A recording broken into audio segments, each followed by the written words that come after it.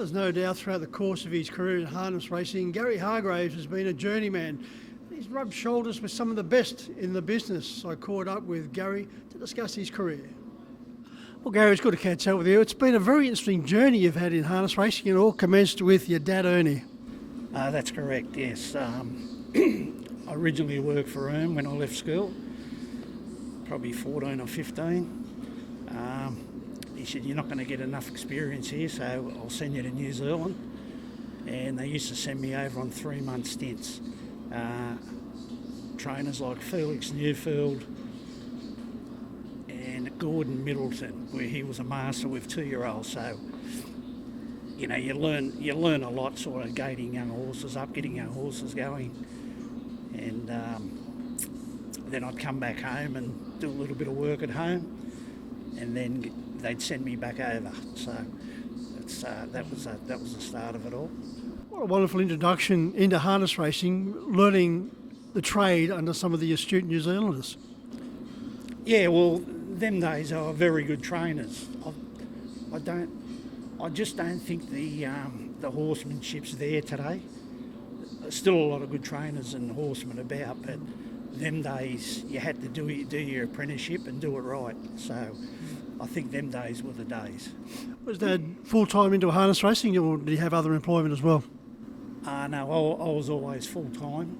I went out on my own when I was 18, and they originally went into Dad's name and then eventually went into my name, probably 12 or 18 months later. And Gary, apart from being involved in harness racing, Dad also had a career in truck driving. Yes, he had brick trucks, and when we got off the bus every afternoon, it was a load of bricks waiting and we had to go. So there was no rest for the week. And of course your father's brother was one of the legends of harness racing. Yes, he had all the good ones years ago, and the truck business closed up, and Neville was a private trainer for a fella called Lionel Norris, which was his brother-in-law, and that's when he said, "You'll have to take these outside horses," because he kept getting offered like too many horses and couldn't take them. So that's where Dad come into play. So then Dad ended up giving them away, and then that's when I come in. So, Geez, he had a long list of great horses, Neville. yes, long list. You wouldn't think so these days, you know, he's sort of getting on all the rest of it, but he did have plenty of good ones years ago.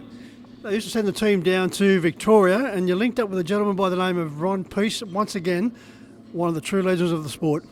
Tubby Peace, he was definitely the best I've seen by far.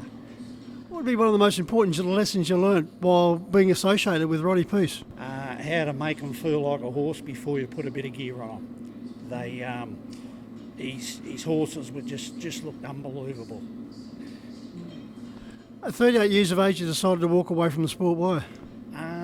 Well, I always worked a little bit of a team, and I had a couple of kids, and you're never home. You're like in Melbourne, Brisbane, all over the place, and it just become too much. And then the family got involved in hotels, and so I sort of took that path. Come back into them and trained me first winner here last week after 23 years, which was was getting a little bit overdue. Officially, but probably unofficially, that was recorded as your 150th. Yeah, I probably trained a few more than that, but they were in Dad's name, yeah. You had a pretty good horse at one particular stage called Love Despair. Yeah, champion 2-year-old. And then as she went on, she went over to the water because she had problems. And she was a champion virtually right through. Another good horse I had just after her was Harbour Glow. He won the Deputy on Stakes at Now, which was a prestigious race them days. I beat Bear Magic and Woi Karamea. And then we sort of hooked into a lot of New Zealand horses, just buying New Zealand horses like every day of the week, and had a good run there.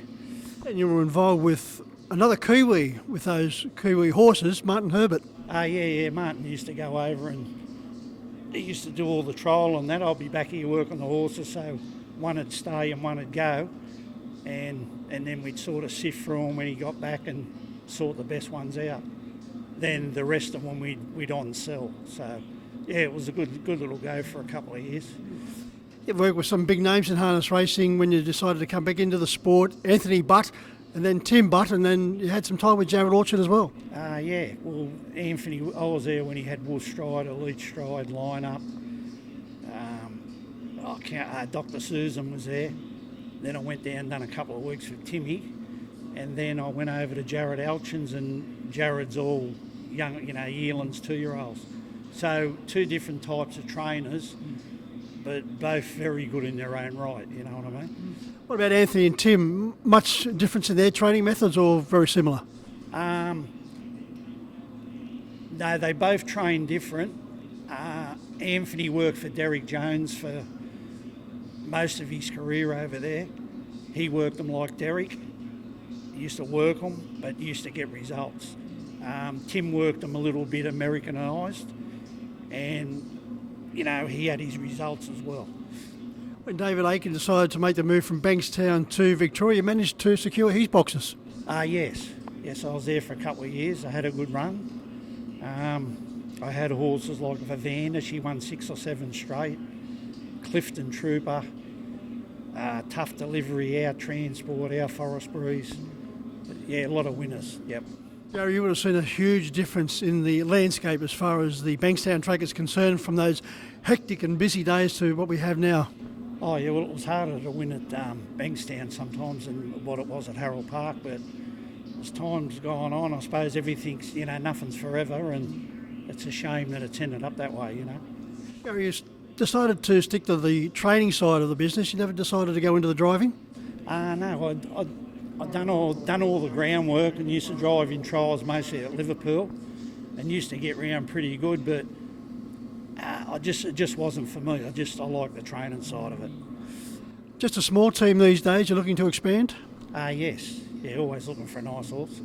We've certainly got one in Sapphires and Diamonds, the one that registered your 150th win. Yeah, we sort of got her second hand off Jack Trainer. She's got a lot of problems. She's had a chip sesamoid. She blew a suspensory, but touch wood, everything's okay now. I can't race her anywhere else but Menangle. She races out of a grade here every week because she can't get round tracks like Penrith and Bankstown. So she's got to come here out of the grade, but it actually suits her because the quicker they go, the more she likes it. So I think she'll add up to a Saturday night horse. Well, we certainly wish that for you, Gary. Good to see you back in the industry and thriving once again, and good to catch up with you. Yeah, thanks very much, Mike.